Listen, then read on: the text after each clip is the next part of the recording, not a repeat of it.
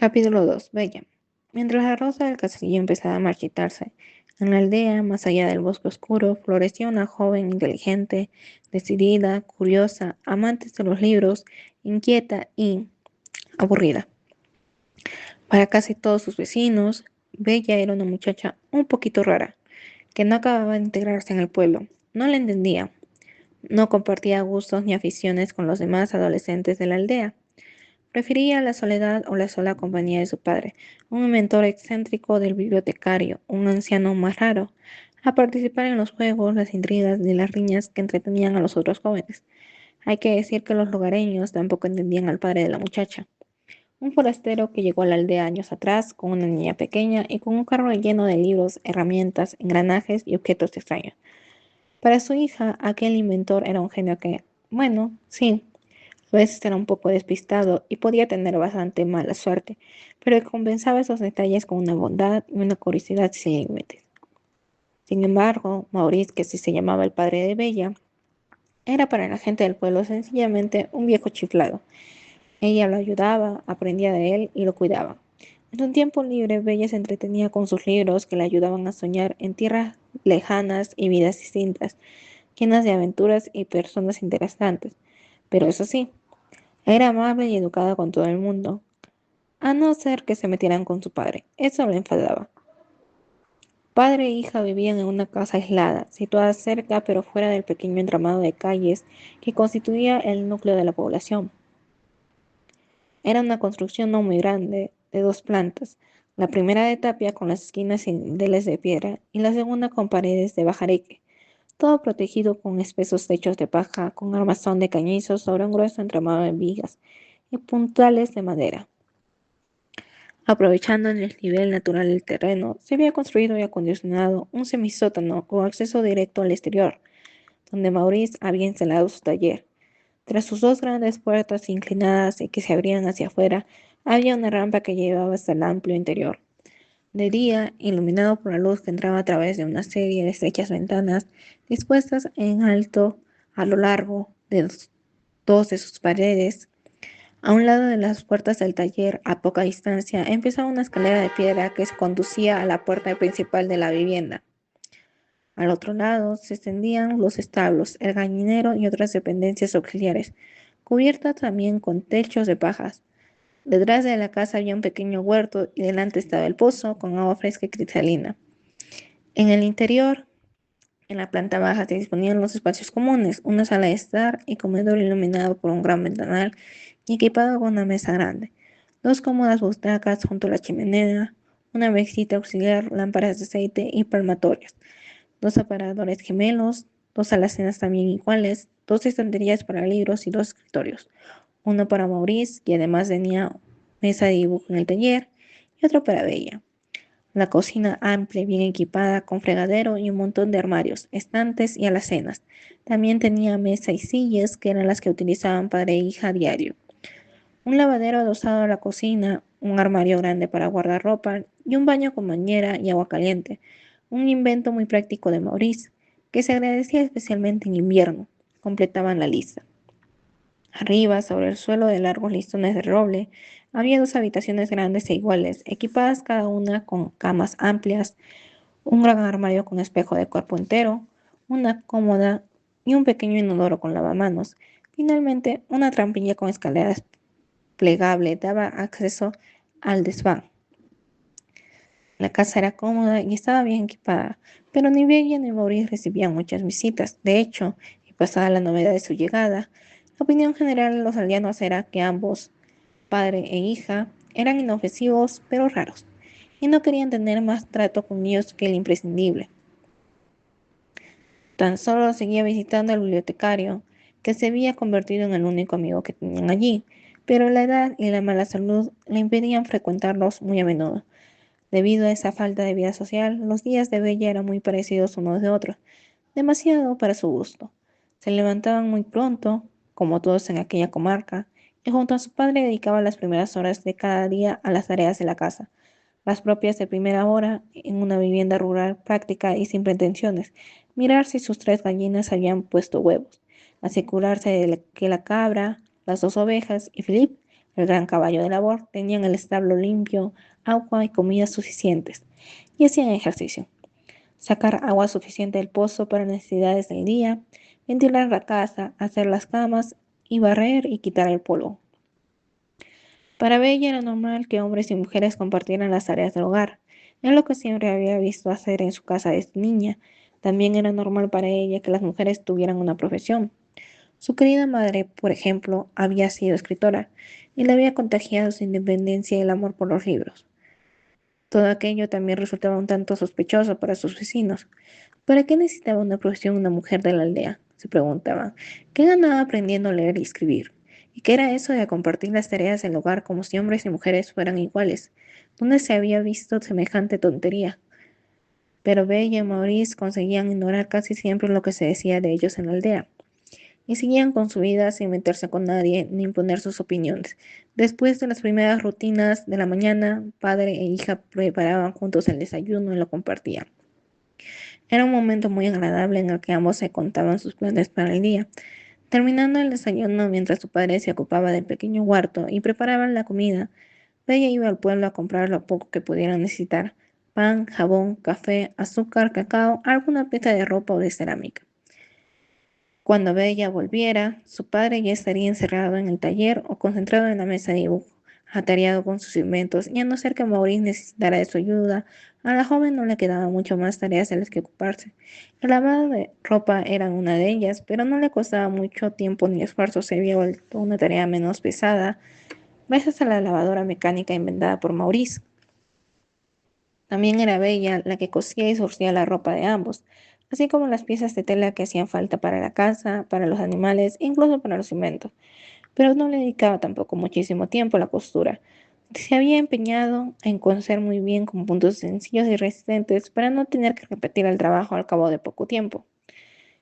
Bella aprendía con su padre todo lo que él podía enseñarle y leía los pocos libros que habían traído de su antigua casa en la ciudad. Allí tenían muchos más, pero Maurice, tras la muerte de su esposa, no quiso quedarse en esa casa, ni en esa ciudad, ni con la mayoría de los objetos y enseres que había compartido con el amor de su vida. Le recordaban demasiado a la madre de Bella y creyó que no podría soportarlo. Por eso, con su hija, se llevaron lo mínimo imprescindible, vendieron o regalaron todo lo demás y se fueron. Así acabaron padre e hija en aquella aldea, donde Bella pasó de la infancia a la adolescencia sin más penas que las que traían ambos de la ciudad, ajenos a las sabidurías, mientras Maurice seguía con sus creaciones que cada año llevaba a la feria de inventos y que les daban para vivir sin lujo. Pero el tiempo pasaba deprisa. Bella había crecido y Maurice se daba cuenta de que ya no podía enseñarle mucho más, que la aldea se le estaba quedando pequeña, que empezaba a aburrirse porque ya echaba en falta horizontes que descubrir, conocimientos que aprender, sueños que cumplir y proyectos que emprender. Tendremos que ir pensando en irnos aquí, reflexionaba Maurice en la soledad de su taller, acariciando con un dedo el medallón de plata española que colgaba de su cuello. Dentro de ese medallón estaba la posesión más preciada de Maurice, un brillante retrato en miniatura del rostro sonriente de su esposa, Gabrielle de Villeneuve. Ella se lo había regalado poco antes de morir, cuando lo único que todavía le calmaba el dolor durante un rato era el laudano. Gabriel se lo había encargado en secreto a un joven pintor de gran talento, amigo y admirador de la pareja, con la petición de ejecutarlo muy rápido, porque los médicos ya le habían advertido que el mal avanzaba muy deprisa y le quedaba poco tiempo. Todo se hizo como pidió y pudo darle a Maurice la joya con su retrato dentro. Mi amor, le dijo, mientras ponía el medallón entre las manos de su marido que lloraba, no estés triste porque aquí dentro siempre estaré contigo. Aquel recuerdo emocionó a Maurice, como siempre le sucedía. Al cabo de un rato se secó las lágrimas y trató de recuperar el hilo de sus pensamientos. ¿Qué era? Se dijo. Ah, sí, el futuro de Bella. Tendrá que ir a estudiar a la ciudad, pero ¿sola? No, no, eso no puede ser. Nos iremos los dos. Bueno, si ella quiere, claro. Decidía para enseguida añadir con esperanza. A ver si algún fabricante se interesa por mi nuevo invento en la feria de este año. Si consigo que funcione como es debido y recibo dinero suficiente para instalarnos sin pasar apuros en una buena casa con un buen taller cerca de los institutos, las librerías y la universidad con su gran biblioteca. Mientras Maurice discurría de este modo, Bella entraba en la aldea que ya había despertado. Aquí estamos, se decía, un día más que será igual que ayer, sin nada nuevo que contar. Todos se levantaban tempranos y hacen siempre las mismas cosas. El más madrugador, claro, es el panadero. Mira, aquí está. Bonjour, ¿verdad? La saludó el panadero sacudiéndose el área. Bonjour, monsieur, respondió ella educadamente y añadió. ¿Me dará 2 baguettes, por favor? Aquí las tienes, muchacha, repuso el panadero, entregándole las 2 barras. Bella pagó, se despidió con un movimiento de cabeza y siguió su camino pensando en su lista de tareas. El pan ya está, ahora la sal y el azúcar, y después añadió con una sonrisa la biblioteca. Antes de llegar a la tienda de comestibles, ya se había cruzado con sus 3 campesinos, 2 artesanos, el tabernero, la dueña de la tienda de ropa, las 3 jóvenes tontitas que cada día a la misma hora iban a la fuente por agua, un arriero con sus mulas, ninguna cara nueva. Bonjour, monsieur le transport, saludó Bella al arriero. ¿Trae noticias de la ciudad o de más lejos? Bonjour, Bella, respondió él. No, no saldré de aquí con mis mulas hasta que llegue el buen tiempo, cuando los caminos estén libres de barro.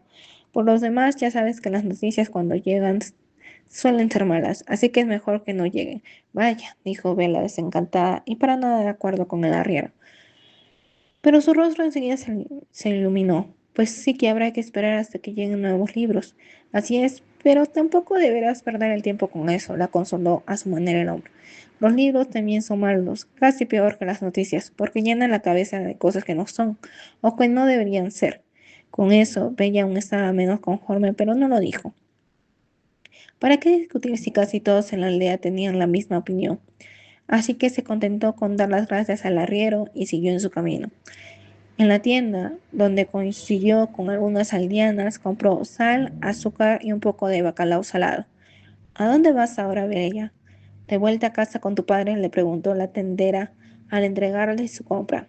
No, no, repuso la muchacha. Primero pasaré por la biblioteca. La biblioteca, se extrañó la mujer. Pero si allí no va casi nadie, y menos las muchachas jóvenes. Pues a mí me gusta, contestó Bella. Voy a devolver un libro maravilloso que acabo de leer y a ver si puedo llevarme otro. No sé qué encuentras de maravilloso en un libro, se extrañó la tendera. Pues quizás podría probarlo. Bella no pudo resistir la tentación de salir, esta vez en defensa de sus amados libros. Los libros abren los ojos, enseñan y entretienen a la vez, emocionan y hacen pensar y soñar, nos permiten viajar y conocer otros lugares y otros tiempos y... Uy, pero qué tarde se ha hecho, la interrumpió la tendera, muy arrepentida de haber dado pie al encendido discurso de la muchacha. Tengo que ir a... Adiós, Vela, adiós, y se fue corriendo a la trastienda. Vela se quedó un poco sorprendida por la reacción de la tendera, pero no le dio mayor importancia. Las otras clientes hicieron como que no habían visto ni oído nada, así que la muchacha se despidió de ellas y salió y se fue a la biblioteca. ¿Ya se ha ido Vela?, preguntó al cabo de un minuto la tendera asomando la cabeza. Sí, sí, respondieron los clientes que seguían en la tienda. Ah, bueno, dijo la tendera volviendo al mostrador. No es mala chica, ¿verdad? Pero sí un poco rara. Una muchacha de lo más extraño, dijo una de las compradoras. Nunca sacó la temas, terció otra. Parece estar siempre en las nubes. En fin, concluyó la tendera. Esperemos que estas peculiaridades suyas se le pasen cuando se case. Veremos, concedieron las clientas, pero con poca convicción. No entiendo por qué no le gustan los libros. No entiendo por qué no le gustan los libros, decía Bella de camino a su destino. Es como si no quisieran ver ni saber nada que no esté aquí en la aldea. Pero yo sé que hay todo un mundo allá afuera, esperándome. La biblioteca de la aldea era pequeña, ocupaba lo que había sido en tiempos una tienda de especies, y constaba de una sala grande con un par de anaqueles, una mesa con sus sillas y un par de sillones viejos. La luz entraba a raudales gracias al antiguo escaparate de cristal y a una claraboya en el techo. Y estaba limpia y ordenada con todos los libros perfectamente archivados. Pero no eran muchos los libros, tampoco los usuarios. Eso entristecía a Jacques, el bibliotecario y dueño del establecimiento, porque él amaba los libros y tras jubilarse como oficial de la Marina Mercante, su única ilusión había sido montar una biblioteca pública en aquella aldea. Dedicaba la mayor parte de sus ahorros a equiparla con libros de segunda mano, que él cuidaba con amor y a mantenerla. Y Bella era, sin duda, la usuaria más asidua y apreciada de la biblioteca. Tan era así que la joven ya había leído casi todos los libros que contenía, algunos 2 veces o más. Además del amor compartido por los libros, el bibliotecario tenía otra razón para tener en gran estima a Bella y a su padre. Durante un largo viaje a ultramar, el entonces oficial había leído y releído con mucho gusto uno de los libros de cuentos que había publicado Gabriel de Villeneuve. Ese era el nombre completo de la madre de Bella. Pero al cambiar de barco a la vuelta, perdió ese libro y no lo volvió a encontrar. Todavía recordaba aquel libro con mucho cariño por los buenos ratos que le había hecho pasar. Por eso, cuando conoció a Bella y a su padre y supo quién había sido su madre, le preguntó si por casualidad tenían algún ejemplar de su libro preferido. Y lo tenían, vaya si lo tenían. En realidad tenían repetidos los 2 libros de cuentos de su madre. Un par eran los de la casa, dedicados por la autora a M y a B, La alegría de mis días, y también un ejemplar nuevecito de cada uno con las páginas todavía por cortar, que el editor le había entregado a la autora. Al ver la cara regulada del bibliotecario ante estos ejemplares, Bella y Maurice se miraron, comprobaron que estaban de acuerdo y donaron los ejemplares nuevos a la biblioteca. En ese momento se convirtieron en los mejores amigos del viejo marino, para todo y para siempre. Ah, Bella, el anciano bibliotecario la saludó alegremente. Buenos días, respondió la joven, teniéndole el libro que llevaba, añadió. Aquí le traigo el libro que me prestó. Ya lo has terminado, se extrañó él. No podía dejarlo, explicó Bella, curioseando por los estantes. El arriero me ha dicho que no ha traído libros esta vez. ¿Aún así le ha llegado algo nuevo por alguna otra vía? Desde ayer, ¿no? Contestó el bibliotecario con una risita. Entonces me llevaré este, dijo Bella tras dudar un poco mirando los volúmenes bien colocados en los estantes. Eligió un libro bastante usado, con el lomo desgastado. Este, repuso el bibliotecario señalándolo. Creo recordar que yo había leído más de una vez, ¿no? Sí, pero no importa, explicó la muchacha, hojeando el ejemplar con placer. Es mi preferido. Lugares lejanos, aventuras, magia, un príncipe disfrazado, tiene de todo. Pues nada, nada, se rindió el anciano riendo. Si tanto te gusta, quédatelo. Pero señor, quiso protestar Bella. Insisto, repuso sonriente el bibliotecario. De todas formas lo iba a dar de baja del catálogo porque ya es hora de retirarlo, añadió para tranquilizar a Bella.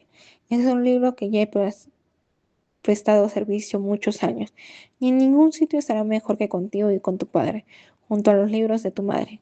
Pues gracias, muchísimas gracias, aceptó sonriendo e inclinándose con respeto ante el anciano. Bella inició el camino de vuelta a su casa, sumergida ya en la lectura de su libro, ajena a las miradas reprobadoras que le dirigían bastantes aldeanos.